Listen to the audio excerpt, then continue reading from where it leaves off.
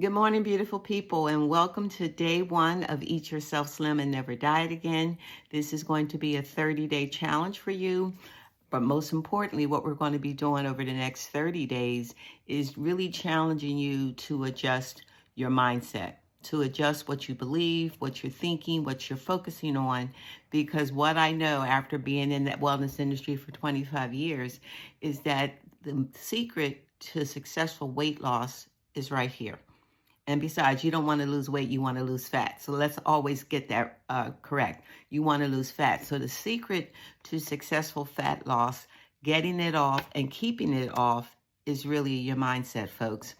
If you continue to have the mindset of dieting for a while so you can lose some weight, only to put it back on and keep the yo-yo dieting going. And folks, I did that for years. So I know from once I am saying, right? You are always going to be in the diet trap. You're always going to be feeling like you have to sacrifice something. You always are going to be feeling like you have to do something extreme. And folks, you really, really don't, okay? It is a transition in your mind. Now, another thing that gets people hung up in this whole system of trying to transform their bodies is they want quick, fast. They want to lose 5 pounds in 5 days. They want to transform quickly. Folks, your body didn't get this way in 5 days. It didn't get this way in a month. Probably didn't even get this way in a year.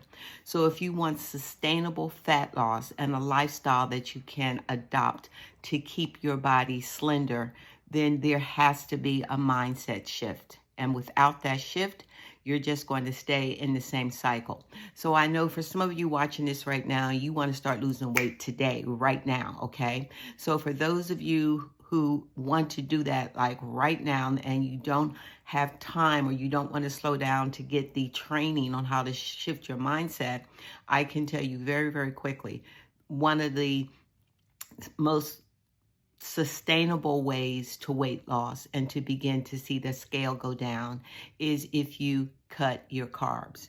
Plain and simple. There's just no two ways around that. Yes, you can do a watermelon fast. You can do a cleanse. You can do a juice fast, and you're going to see the number on the scale go down. But did you lose fat? Probably not. More than likely, you lost some lean muscle mass, and the more lean muscle mass that you have on your body, the more calories your body burns. So if you do one of those quick cleanses, just so you can get a little hit in your brain because the number on the scale went down, folks, you're just setting yourself up for another cleanse later and to go right back to your eating habits. But real quick, if you just say, Troy, I just need to start the scale moving. So if you want to do that, the best way to do that and sustain it is to cut your carbs. And let me tell you why real quick, and then I'm going to go back into what it is I really want to share with you today. Whenever you have carbohydrates, your body is going to experience an insulin spike because insulin must be released in order to get the glucose out of your bloodstream and into your cells where it belongs. So insulin is the key to that. So you have to have an insulin spike. But insulin is also the fat storage hormone. So as long as you have plenty of insulin circulating in your system, you are not going to be burning fat. So the reason why the low carbohydrate diets work so well is because your insulin levels are not high. If we can decrease those insulin levels, then we can get the body to begin to burn fat. So if you're just here to get a quick tip, there it is. Lower your carbohydrates to about 50 grams a day. The reason why keto works so well is because you have very few carbohydrates circulating in your system, which means insulin is down and your body can begin to burn its own fat for fuel. The reason why carnivore works so well is because you have almost zero carbs in there. So if you just want to get started on something today, make a commitment to get your carbs down to 50 grams per day. Folks, you got to read labels. You have to know what's in the food that you're eating. Another quick tip just for today is you got to cut out processed food. Processed foods are loaded with chemicals that your body is constantly trying to combat, and just literally just cut it out. So those are, without doing a deep dive, those would be the drink your water, get your carbs down to 50, and stop eating processed food. So that's quick and dirty. Now, get back to what I really want to talk to you about. And folks, that is mindset. Your mindset is key to weight loss because, sorry, fat loss. I have to correct myself. It's key to fat loss. If your mindset is not there, you're just simply not going to be successful long term. So the first thing I really want to tackle today is, why do you weigh what you weigh? And what I know is you weigh what you weigh because of what you believe. It's your beliefs that's driving your behavior. So the first thing we have to examine is, what are your beliefs surrounding being slender? What are your beliefs, surrounding shedding the pounds? So some of the things that I know about what people believe, and this is coming from my book, Eat Yourself Slim and Never Diet Again, because really the first thing that I do is deal with mindset in the book before I even start talking about any weight loss whatsoever. But there are some reasons why you believe what you believe, and one of those reasons is learned behavior from childhood. How many of us were told that we absolutely had to clean our plates as children? Even though we may not have liked the food or we may already be full, we had to clean our plates, right? So what behaviors are you carrying over from childhood? One of the behaviors that I carried over from childhood was that whenever food is available, I needed to eat as much of it as I could because I didn't know when I would have an abundance of food again. Now, I ate every day, every single day, but I didn't always get enough to eat, and it wasn't always food that I wanted to eat. So two behaviors from childhood could be driving your eating behavior. Did you have enough food as a child? Did you have food insecurity like I did? So I was constantly always trying to stuff myself whenever there was an abundance of food available. Or are you still thinking you have to clean your plate as an adult? So that could be a learned behavior from childhood. So folks, with each of these things I share with you, you need to spend some time with this concept and say, is that me? Where do you fall along here? And I also said that this is going to be some work. And folks, what I know is people don't want to do the work anymore. Folks want something quick, easy. Give me a cleanse, give me a pill, give me a shot in the stomach. So that may be a route you want to take, but if you're going to be hanging out here, you got to do some work. So I do suggest that you get some type of copybook. Right now, there's back to school sales in the U.S. There's all type of wonderful books available for $1.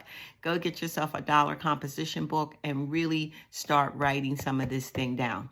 Some of these things down. So number one, learn behavior from childhood. Okay. Another reason that could be a belief that you have regarding eating is you can eat all the food you want because it's really food, right? So here's the thing. A lot of people will say to me, I eat whatever I want to eat. And I'm like, no, you don't. You are eating what the advertisers want you to eat. Folks, advertisers are really doing a job on our mentality in terms of what is good food, right? They have a lot of fake food that's available. They have a lot of food with so many chemicals, so many things that's going to cause your body to store fat. Yes, there are things in this processed food that's going to cause your body to store fat. So are you eating what you want to eat, or are you eating what advertisers want you to eat? One of the things that I've done is I barely ever see any commercials whatsoever. I watch YouTube a whole lot. YouTube is my favorite channel. I pay for premium. Why? Because I don't want to see the commercials. And usually when I'm watching YouTube, I'm watching something to improve my skills or to improve my knowledge or something educational. I really don't watch those shows that are just full with drama. Life has enough drama as it is. So I don't need to watch drama-filled shows. So I simply don't watch those shows. But you are being bombarded with advertising influences that's causing you to eat what you eat. So how much advertising are you taking in? That's another reason that could be shaping your beliefs around food, okay? Folks, most of you don't want to hear this, but you are addicted to processed food. And if you ever find yourself craving something, rarely will people crave a banana or an apple or some grapes, because those foods are not processed. But this processed food that you're eating, the Doritos, the Takis, the fast food that you're eating, highly addictive. The candy bars, the snack foods. Folks, there are aisles in the supermarket that just need to be shut down completely because there's nothing there that promotes good health. So you could have an addiction to processed foods. So I want you to think about the things that you normally crave to eat.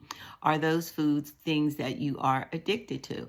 And folks, the first step in any type of healing is to make an admission of what's really going on. So are you addicted to processed foods?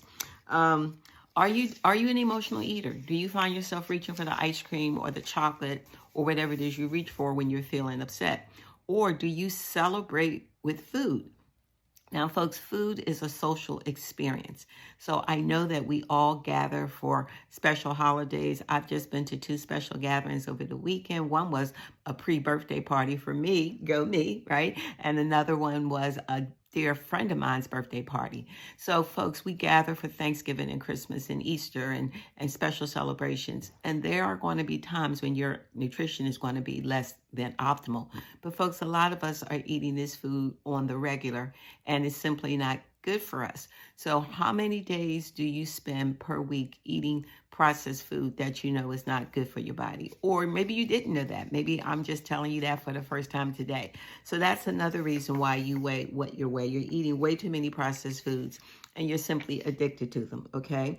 You also may have a belief surrounding health. So we all know somebody, even a relative, who was overweight or even obese. Maybe they smoked, maybe they drank, and they lived to their 80s or their 90s. And so you have a story about Big Mama who never paid attention to her diet, and she beat the odds. And folks, that's just what she did. She beat the odds. So maybe you have a belief feeling that I can get away with this because I know people who have not, you may not even know people who were watching their diets and were healthy or practice exercising, etc. And they didn't make it until an old age. So maybe there's a belief there that you're going to beat the odds. Here's the thing, folks. We never believe that anything bad is going to happen to us. We just don't believe that. Some of us don't even believe that we're really going to die. I mean, because we can't imagine ourselves dead. I know that sounds weird, but it's true. So listen, there are some underlying beliefs surrounding why you eat what you eat. There's a belief surrounding people who are slender. Oh, they don't eat. They eat rabbit food. They're boring. I don't want to eat boring food. You think healthy food is boring. Is that your belief? So the first stop on our journey is, what do you believe about food? What do you believe about being disciplined surrounding your diet? Now, I'm going to drop in the link below a little quiz for you to take on your, whenever you're ready, hopefully really soon, and fill in the blanks on what some of your beliefs are. But the first thing we have to tackle is, what are your beliefs? Some people say, I don't want to be restrictive. I don't want anything that's going to restrict my freedom. Folks, bad health will restrict your freedom. Okay? And when you're not healthy, and your joints aren't healthy, and you can't move like you want to, you will be restricting your own freedom if you choose to continue to put foods in your body that simply do not edify it. So take the quiz, get ready for tomorrow, because I'll have something posted tomorrow. And if you have any questions so far, as we launch this day, just put them in the comments below. Talk soon. Blessings. Bye-bye.